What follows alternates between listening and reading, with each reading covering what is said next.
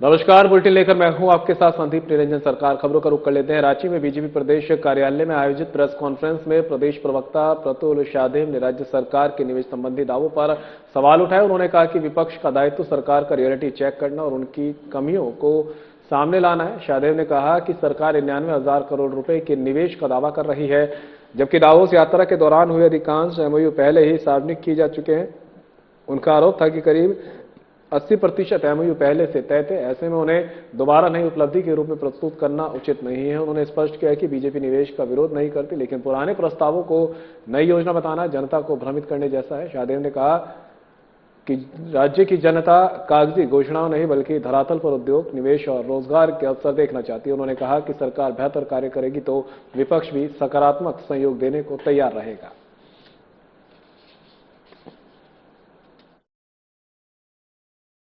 Reality check कराना चाहते हैं, लेकिन शुरू में हम स्पष्ट कर देना चाहते हैं कि भारतीय जनता पार्टी औद्योगिक विकास के समर्थन में हमेशा खड़ी रहती है।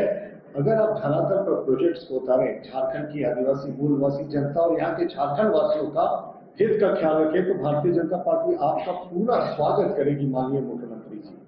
लेकिन कहीं कोई चूक हो तो उसको भी पॉइंट आउट करना ये हमारा कर्तव्य है मुख्य प्रतिपक्ष के दल के नाते।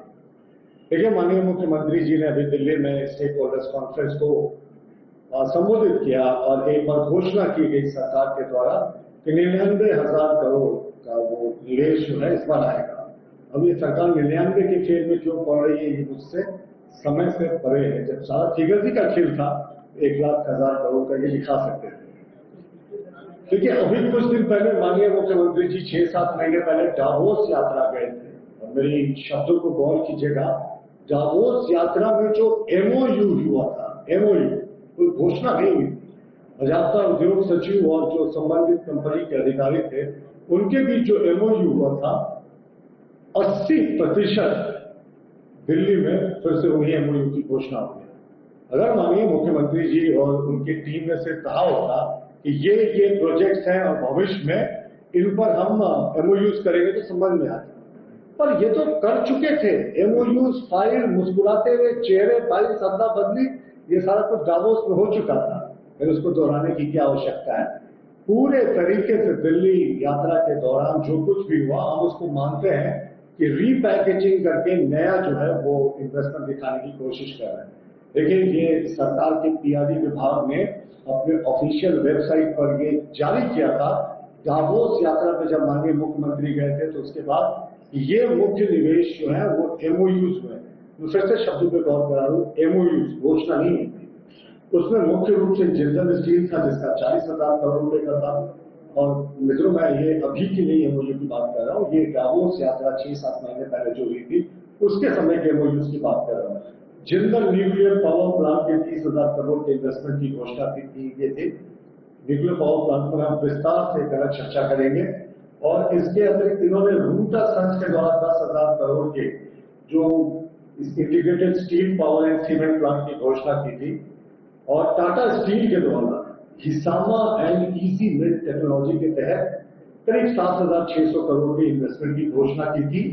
इसी के साथ इन्होंने रूटा माइंस के द्वारा भी कई हजार करोड़ की घोषणा की थी।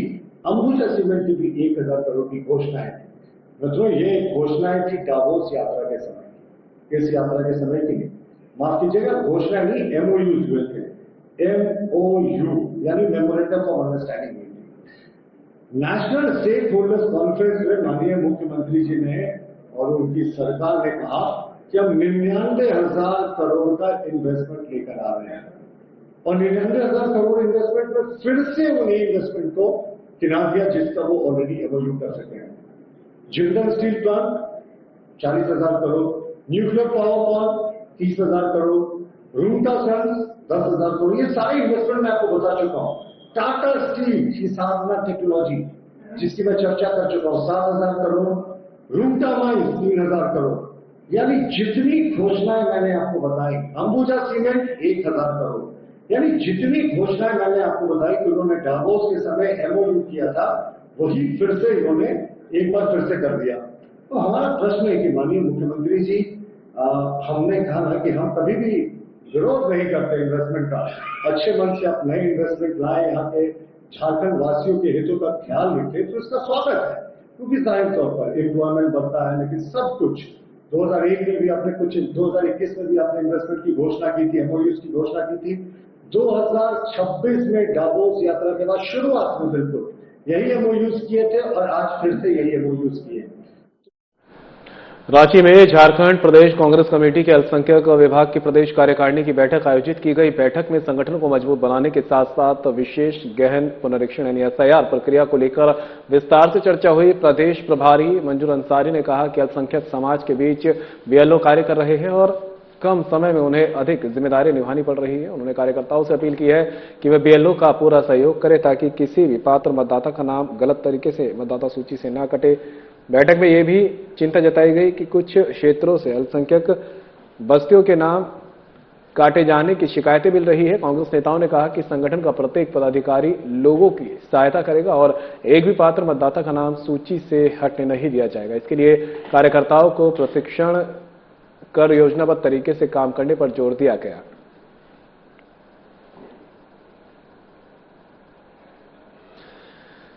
तो रांची में झारखंड प्रदेश कांग्रेस कमेटी के अल्पसंख्यक विभाग की प्रदेश कार्यकारिणी की बैठक आयोजित हुई। बैठक में संगठन को मजबूत बनाने के साथ साथ एसआईआर प्रक्रिया को लेकर भी विस्तार से चर्चा की गई। प्रदेश प्रभारी मंजूर अंसारी ने कहा कि अल्पसंख्यक समाज के बीच बीएलओ कार्य कर रहे हैं और कम समय में उन्हें अधिक जिम्मेदारियां निभानी पड़ रही है। उन्होंने कार्यकर्ताओं से अपील की है कि बीएलओ का पूरा सहयोग करें ताकि किसी पात्र मतदाता का नाम गलत तरीके से मतदाता सूची से ना काटा जा सके। बैठक में यह भी चिंता जताई गई है कि कुछ क्षेत्रों में अल्पसंख्यक बस्तियों के नाम काटे जाने की शिकायतें मिल रही। कांग्रेस नेताओं ने कहा कि संगठन का प्रत्येक पदाधिकारी लोगों की सहायता करेगा और एक भी पात्र मतदाता का नाम सूची से हटने नहीं दिया जाएगा।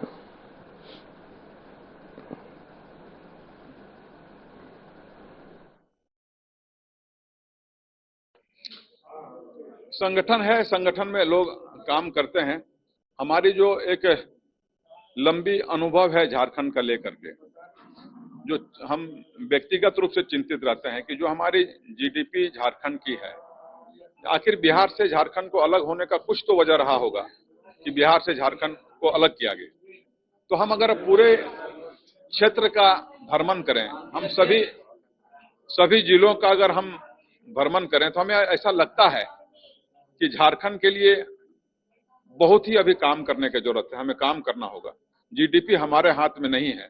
जितने भी आप घूम के देखेंगे, जितने भी रोजगार सृजन करने का हो या उद्योगपति हो या बड़े होटल्स वाले हो या बड़े कॉरपोरेट हो, वो हमारे झारखंडी के हाथ में नहीं है। झारखंड में काम करने की जरूरत है और हम लगता है कि बिहार से झारखंड को अलग करने का जो भी मंशा रहा, वो मंशा तभी साकार होगा जब हम झारखंडियों के हाथ को मजबूत करेंगे। यहाँ के उद्योगपति मजबूत होंगे, यहाँ के ब्यूरोक्रेट्स मजबूत होंगे, यहाँ पर जो भी हॉस्पिटल्स हैं, होटल्स हैं, वो उसके हाथ में होगा, तो वो संपन्न झारखंड हमारा होगा। रांची पहली बार प्रतिष्ठित डूरंड कप फुटबॉल टूर्नामेंट की मेजबानी करने जा रहा है। 135वें डूरंड कप का आयोजन 26 जुलाई से 16 अगस्त 2026 तक मोराबादी स्थित बिरसा मुंडा फुटबॉल स्टेडियम में होगा। आयोजन की तैयारियों को लेकर दुर्वा स्थित एफएफपी बिल्डिंग में उच्च स्तरीय समीक्षा बैठक आयोजित की गई है। पर्यटन, कला, संस्कृति, खेलकूद और युवा कार्य विभाग के सचिव मुकेश कुमार ने सभी विभागों को सुरक्षा, फायर सेफ्टी, स्टेडियम ब्रांडिंग, खिलाड़ियों के ठहराव, यातायात और साफ सफाई की बेहतर व्यवस्था सुनिश्चित करने के निर्देश दिए। मैचों के दौरान विधि व्यवस्था बनाए रखने के लिए मजिस्ट्रेट की तैनाती भी की जाएगी। वहीं 18 जुलाई को भारतीय थल सेना की ओर से रांची में डूरंड कप ट्रॉफी टूर निकाला जाएगा, जिससे आमजन में प्रतियोगिता को लेकर उत्साह बढ़ा जा सकता है। जिला प्रशासन और सभी संबंधित विभाग आयोजन को सफल बनाने के लिए समन्वय के साथ तैयारियों में जुटे हैं।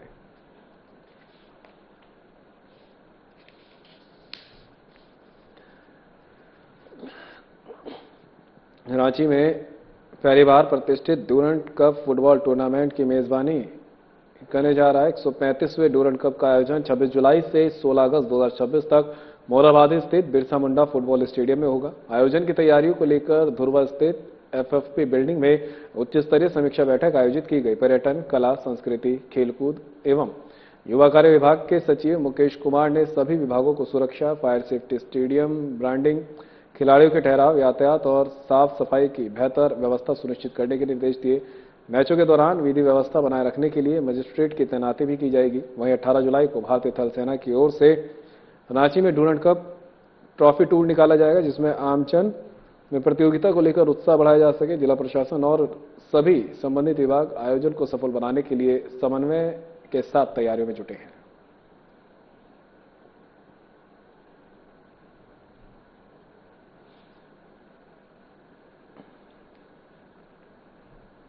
बोकारो एक बार फिर राष्ट्रीय खेल मानचित्र पर अपनी मजबूत पहचान बनाने जा रहा है। भारतीय तीरंदाजी संघ ने सेकंड एनटीपीसी नेशनल रैंकिंग तीरंदाजी टूर्नामेंट 2026 की मेजबानी बोकारो को सौंपी है। यह प्रतिष्ठित प्रतियोगिता 18 से 27 अगस्त तक मोहन कुमार मंगलम स्टेडियम में आयोजित होगी। आयोजन की तैयारियां तेजी से चल रही है। प्रतियोगिता से पहले पद्मश्री एवं द्रोणाचार्य पुरस्कार विजेता पूर्णिमा महतो और बोकारो जिला तीरंदाजी संघ के अध्यक्ष एवं पूर्व विधायक डॉक्टर लंबोदर महतो ने स्टेडियम का निरीक्षण कर तैयारियों का जायजा लिया। इस दौरान पूर्व अंतर्राष्ट्रीय तीरंदाज एंजेला सिंह और संघ के अन्य पदाधिकारी भी मौजूद रहे। अधिकारियों ने आयोजन स्थल की व्यवस्था की समीक्षा कर आवश्यक दिशा निर्देश दिए। डॉक्टर लंबोदर महतो ने कहा कि प्रतियोगिता में देश भर के राष्ट्रीय और अंतर्राष्ट्रीय स्तर के तीरंदाज हिस्सा लेंगे। इससे बोकारो की खेल पहचान मजबूत होगी और स्थानीय खिलाड़ियों को बड़े मंच पर अपनी प्रतिभा दिखाने का अवसर मिलेगा।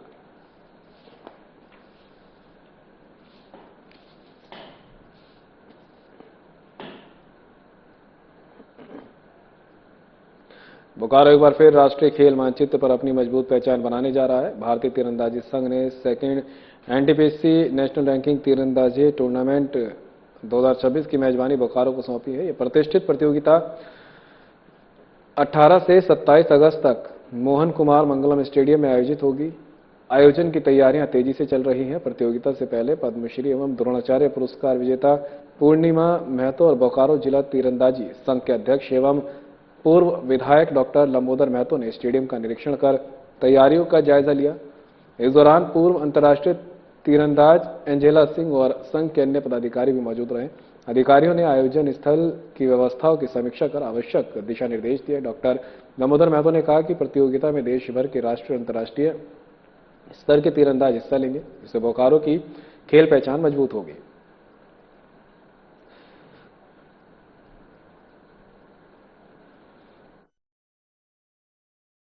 एनटीपीसी का नेशनल रैंकिंग आर्चरी टूर्नामेंट होने वाला है, तो अपने देश भर से सभी टॉप खिलाड़ी यहाँ भाग लेंगे। जो टॉप 16 होते हैं ना, उनको मिलता है और जो क्वालिफाइंग स्कोर मारते हैं, तो ये स्टेट तो मुझे लगता है लगभग हर स्टेट से एक जन होंगे, लेकिन जो टॉप प्लेयर रहते हैं वही लोग इधर क्वालिफाई करते मारने के। आज संघ के सम्मानीय महासचिव पद्मश्री अवार्डी मैडम पूर्णिमा जी का आज निरीक्षण हुआ है। तो निश्चित रूप से हम सभी लोगों का ये प्रयास है कि ये नेशनल रैंकिंग टूर्नामेंट भव्य तरीके से हो, चूंकि झारखंड का नाम जुड़ा हुआ है, तो निश्चित रूप से ये टूर्नामेंट बोकारो तीरंदाजी संघ भव्य तरीके से कराएगा, ताकि बोकारो का नाम, झारखंड का नाम पूरे नेशनल स्तर पर हो। बोकारो स्टील प्लांट में एक मैनेजमेंट ट्रेनी के साथ हुई मारपीट की घटना के बाद प्रबंधन ने सुरक्षा व्यवस्था कड़ी कर दी है। सेक्टर 3 स्थित ट्रेनी हॉस्टल को अस्थायी रूप से नो एंट्री जोन घोषित कर भारी लोगों और वाहनों के प्रवेश पर रोक लगा दी गई।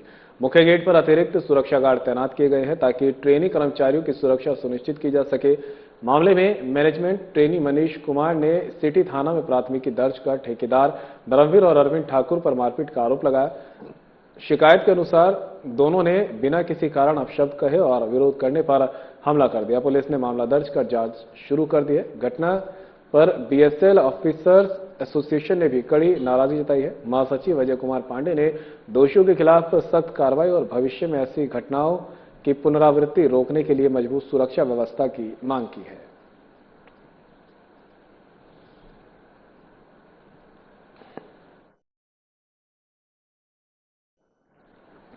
बोकारो स्टील प्लांट में एक मैनेजमेंट ट्रेनी के साथ हुई मारपीट की घटना के बाद प्रबंधन ने सुरक्षा व्यवस्था कड़ी कर दी है। सेक्टर 3 स्थित ट्रेनी हॉस्टल को अस्थायी रूप से नो एंट्री जोन घोषित कर बाहरी लोगों और वाहनों के प्रवेश पर रोक लगा दी गई। मुख्य गेट पर अतिरिक्त सुरक्षा गार्ड तैनात किए गए हैं ताकि ट्रेनी कर्मचारियों की सुरक्षा सुनिश्चित की जा सके। मामले में मैनेजमेंट ट्रेनी मनीष कुमार ने सिटी थाना में प्राथमिकी दर्ज कर ठेकेदार धर्मवीर और अरविंद ठाकुर पर मारपीट का आरोप लगाया। शिकायत के अनुसार दोनों ने बिना किसी कारण अपशब्द कहे और विरोध करने पर हमला कर दिया। पुलिस ने मामला दर्ज कर जांच शुरू कर दी है। घटना पर बीएसएल ऑफिसर्स एसोसिएशन ने भी कड़ी नाराजगी जताई। महासचिव अजय कुमार पांडे ने दोषियों के खिलाफ सख्त कार्रवाई और भविष्य में ऐसी घटनाओं की पुनरावृत्ति रोकने के लिए मजबूत सुरक्षा व्यवस्था की मांग की है।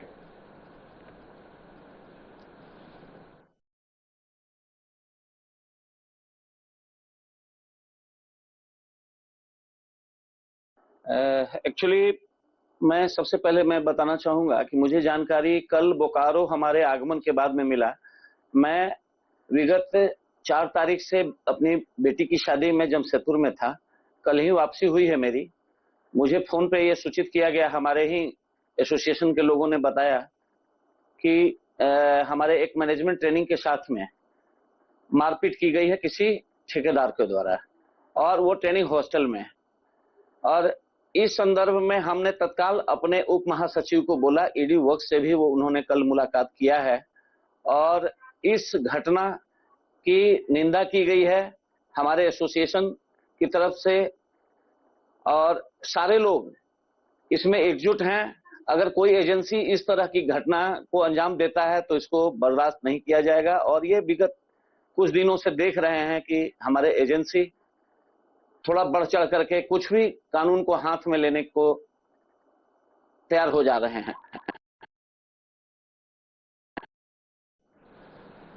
जमशेदपुर के सीताराम डेरा थाना क्षेत्र में पुलिस ने ब्राउन शुगर के अवैध कारोबार के खिलाफ कड़ी कार्रवाई करते हुए एक महिला ड्रग्स पेडलर, उसके बेटे और एक नाबालिग को गिरफ्तार किया है। इंदिरानगर स्थित घर पर छापेमारी के दौरान पुलिस ने 38 पुड़िया ब्राउन शुगर, जिसकी मात्रा 4.32 ग्राम बताई जा रही है, और बिक्री के 4,820 रुपए नगद बरामद किए हैं। सिटी एसपी ललित मीणा ने बताया कि गुप्त सूचना के आधार पर गठित विशेष टीम ने कार्रवाई की। गिरफ्तार महिला भारतीय केबर्तो पर पहले से एनडीपीएस एक्ट के तहत 6 मामले दर्ज है, जबकि उसके बेटे विशाल केबर्तो के खिलाफ भी 2 मामले पहले से दर्ज हैं। पुलिस के अनुसार दोनों लंबे समय से परिवार के साथ मिलकर नशीले पदार्थों का कारोबार चला रहे थे। इस मामले में सीताराम डेरा थाना में एनडीपीएस एक्ट के तहत प्राथमिकी दर्ज कर आगे कानूनी कार्रवाई की जा रही है।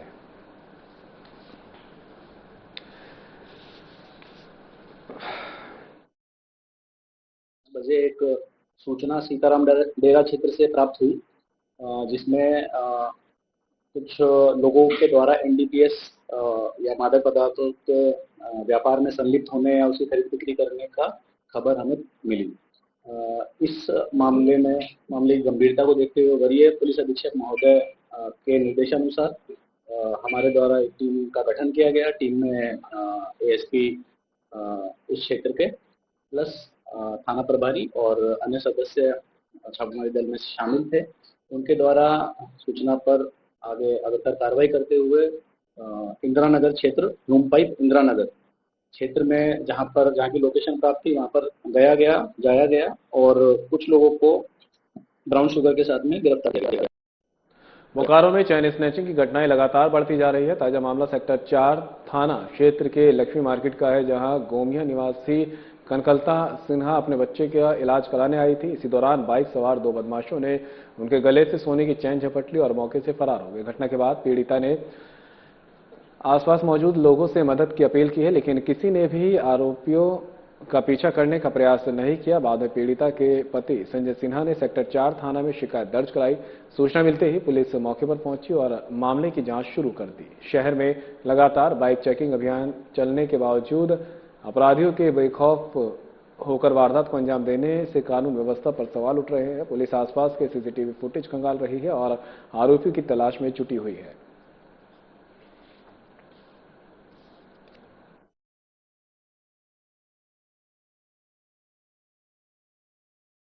मतलब यही हुआ कि हम गोमिया से आए हुए थे बच्चा को दिखाने के लिए, बेटा को, तो ज़्यादा फीवर था। उनके पास लक्ष्मी मार्केट में हम आए डॉक्टर साहब के आदि मयूर मेडिकल में दिखाने के लिए।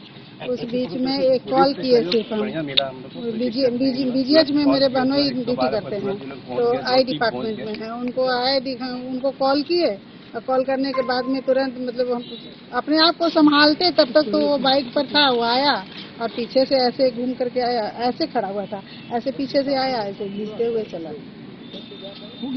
2 लड़का थे, दोनों एक पीछे वाले टोपी पहने हुए थे और बाकी आगे वाला को तो ध्यान में नहीं दिए। मतलब हल्ला जो करने लगे, हम सोचे कि कोई लोग दौड़ेंगे, लेकिन उतने भीड़ के बीच में कोई दौड़े नहीं। दौड़ते तो मेरा बेटा गाड़ी में था, गाड़ी से निकल करके पीछा किया, वो बीजीएच की तरफ ही भागा। जमशेदपुर के बिष्टुपुर स्थित कांग्रेस तिलक पुस्तकालय में कांग्रेस पार्टी की लोकसभा स्तरीय समीक्षा बैठक आयोजित की गई। बैठक में विशेष गहन पुनरीक्षण अभियान को लेकर विस्तृत चर्चा की गई है। पूर्वी सिंहभूम लोकसभा क्षेत्र के सभी विधानसभा क्षेत्रों के पदाधिकारियों, प्रखंड नेताओं और बूथ स्तर के कार्यकर्ताओं ने इसमें भाग लिया है। बैठक में योग्य मतदाताओं के नाम मतदाता सूची में जोड़ने, बीएलओ के साथ समन्वय बढ़ाने और बूथ स्तर पर संगठन को मजबूत करने की रणनीति बनाई गई है। कांग्रेस नेताओं ने एसआईआर अभियान को 100% सफल बनाने और लोकतांत्रिक अधिकारों की रक्षा का संकल्प लिया है। इस दौरान कांग्रेस नेता अजय मंडल ने सबर जनजाति के पात्र लोगों का नाम मतदाता सूची में शामिल कराने की मांग उठाई। वहीं प्रदेश सह प्रभारी भूपेंद्र मरावी ने कहा कि कांग्रेस एसआईआर प्रक्रिया को लेकर पूरी तरह गंभीर है और सभी पदाधिकारियों को आवश्यक दिशा निर्देश जारी किए गए हैं।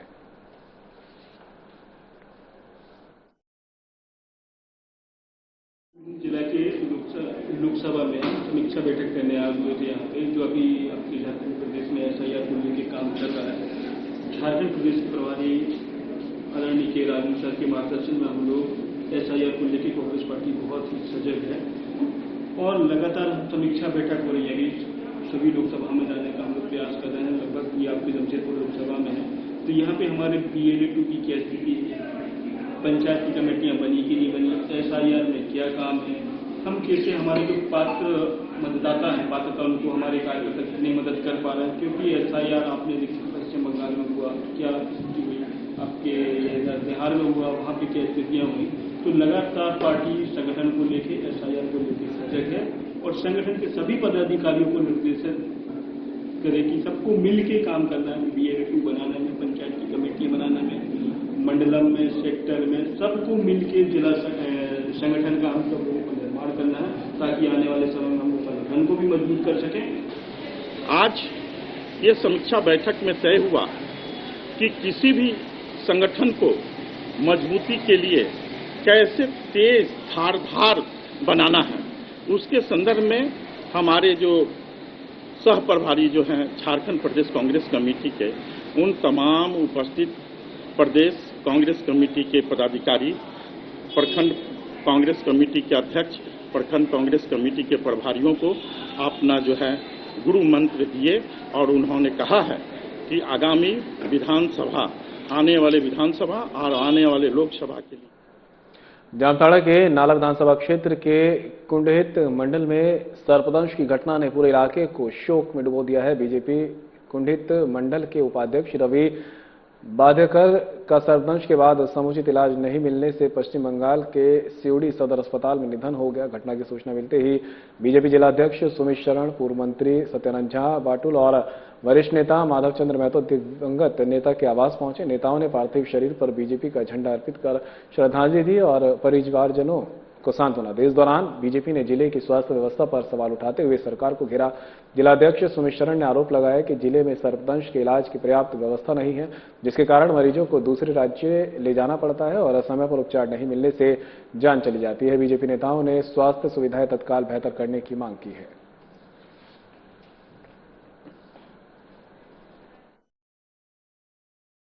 लेकिन सवाल यहाँ पर यह खड़ा होता है कि जब हॉस्पिटल के बिल्कुल वॉकिंग डिस्टेंस पर 100 फीट के दूरी पर इनका अपना आवास है और उसके बावजूद भी इस हॉस्पिटल में अगर एंटीवेनम इंजेक्शन नहीं है या इंजेक्शन के रहने की स्थिति में यहाँ टेक्नीशियन नहीं है, तो हम कह सकते हैं कि झारखंड में अगर सबसे रद्दी कोई विभाग है तो वो स्वास्थ्य विभाग है।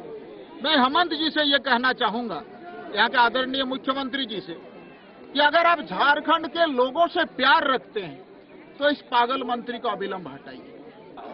सचमुच आज जामताड़ा भाजपा के लिए एक बहुत बड़ी क्षति है। हमारे बहुत कर्मठ कार्यकर्ता, हमारे इस मंडल के वरिष्ठ उपाध्यक्ष रवि बाध्यकर जी आज दुर्भाग्यपूर्ण तरीके से सर्पदंश के कारण उनकी मृत्यु हो गई।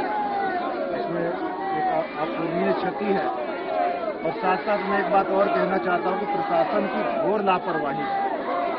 आज अगर क्योंकि आप जानते हैं कि जामताड़ा हमेशा सर्पदंश के लिए जाना जाने वाला जिला है और बरसात में हमेशा सर्पदंश होता है।